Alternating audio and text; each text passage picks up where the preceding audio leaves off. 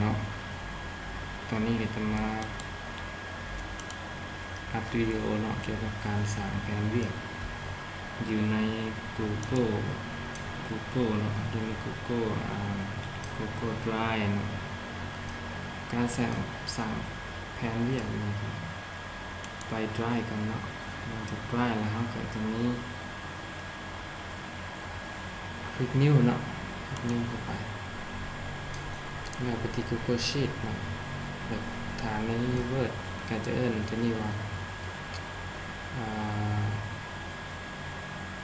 Excel เนาะเราก็คลิกเข้าไปหลังจากนั้นเนาะเราก็จะมีแผนเรียกนี่น้องได้สร้างไว้แล้วเนาะยกตัวอย่างเป็น MC 2 คอนเนาะแต่ว่าสก๊อปไปเลยเนาะเพื่อไม่เสียเวลาในการสั่ง copy เนาะเข้ามาตัวนี้เราสั่งใหม่เนาะก็แพ้ใส่มันจะเป็นไม่ได้ตามที่เราก๊อปมาเลยเนาะหลังจากนั้นเราก็จะมาเปลี่ยนชื่อนี่ว่าเป็น test เนาะ test เป็น test จากนั้นเนาะเราก็จะมีไอเทมเป็นรายการเนาะแล้วตัว task นี่มันเป็นนาวิกที่เราจะปฏิบัติเนาะมีอย่างแน่เนาะ1 2 3 4 5 6เขาว่ากันไปเนาะแล้วตัวที่2แมนอันนี้มันน้องย่อเนาะเป็นตัว Q ตัว T แต่ว่าถ้าเขียนเต็มก็เป็น quality เนาะ quality นี่แปลว่าจำนวนเนาะฉะนั้นนี่ครับน้องเองก็ได้ใส่จำนวนหนึ่งเนาะถ้าว่าทางใดที่ว่าเป็น2 หรือ 3ก็สามารถเพิ่มได้เนาะแบบนี้ assign to ตัว assign to นี่จะเป็นผู้ใดที่รับผิดชอบเนาะเป็นภาคส่วนใดเนาะหรือว่า MC หรือป้อมบริการตัว priority นี่มันบุริมสิทธิ์เนาะหรือว่าบุคคลใดเป็นผู้รับผิดชอบเนาะระยะเวลาตัวนี้เนาะตัวนี้สามารถสร้างได้เนาะเลือก1 วัน 2 วัน 3 วันสามารถคลิกใส่แล้วก็คลิกขวาเนาะถ้าเป็นภาษาอังกฤษจะเป็น data validation เนาะแต่ถ้าเป็นภาษาไทยจะเป็นการตรวจสอบข้อมูลบ่ประมาณนี้เนาะเพราะน้องก็ลืมใส่แต่ตัว data เนาะ validation เวลาคลิกปุ๊บใส่เนาะจะเป็น pop up ขึ้นมาเนาะ pop up ขึ้นมาหลังจาก pop up ขึ้นมาแล้วก็สามารถเลือกเนาะเลือก category เป็น number บ่เป็น date บ่สิเนาะนี่จะเลือกเป็น item เนาะเป็นตัวเลือกแล้วก็รายการเนาะ category เป็น list รายการอะไรกันเนาะเราสามารถคลิกรายการหลังจากนั้นก็มันบอกว่า enter item separate by comma เนาะเป็นการเพิ่มเนาะรายการเข้าโดยการแยกรายการนั่นโดยการจับจุดเนาะก็คือสมมุติว่าน้องจะใส่เป็น day 1 เนาะ one day เนาะเป็น one day สิแล้วก็จุด two day เนาะถ้า two day จุด three day เนาะเป็น3 มื้อยกตัวอย่าง3 วันเนาะถ้าเราต้องการรายของมันก็จุดต่อไปเนาะแต่นี่น้องยกตัวอย่าง3เนาะปึ๊บ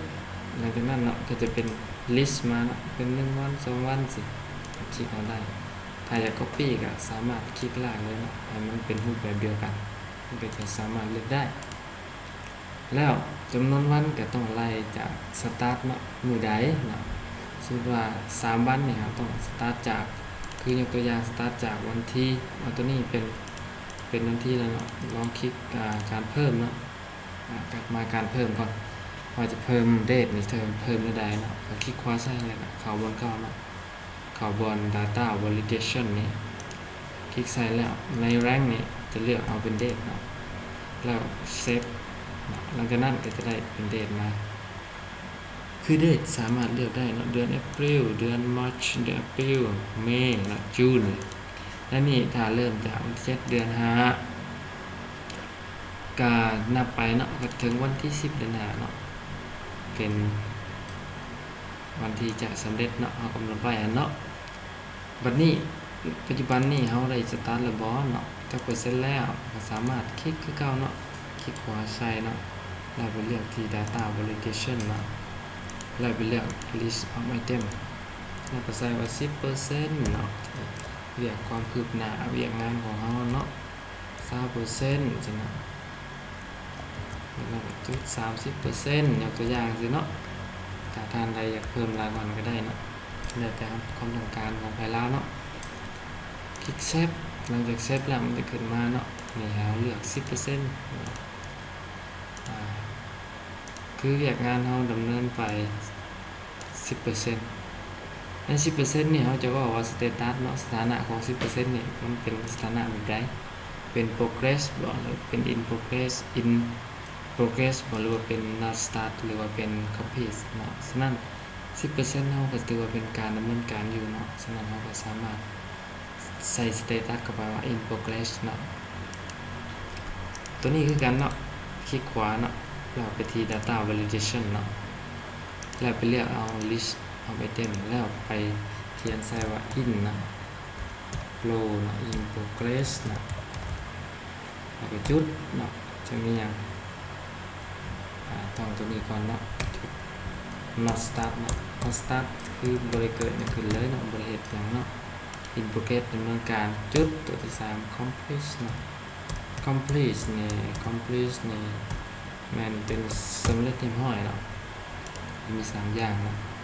สมาก็ลากลงมาเด็กเห็นบ่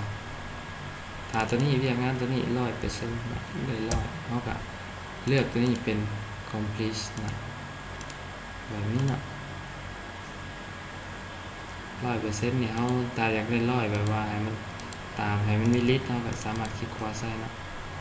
แล้วไปแก้ไขเนาะจุดตัวนี้ 100% เนาะก็จะได้ 100% มาแล้ว complete เนาะต้องรายงานก่อนวันที่25อยู่แล้วเนาะเพราะว่าเฮามันจะเบิดเดือนเด้เพราะว่าเดือนเนาะแต่ละเดือนเฮาก็จะมีเวียกหรือว่ามีแผนเวียกถ้าบ่แล้วเดือนนี้ถือว่าเป็นเวียกค้างเดือนหน้าเนาะถือว่ารายการนี้เป็นเวียกค้างเนาะทำบ่แล้วฉะนั้นคลิปนี้ก็น่าจะยกตัวอย่างเพียงส่ำนี้เนาะหวังว่าจะผลประโยชน์หลายเนาะสำหรับท่านใดที่ยังบ่ทันคุ้นเคยเนาะรวมเคยเฮ็ดแบบนี้ก็น้องเองขอแชร์เนาะแล้วก็ถ้าว่า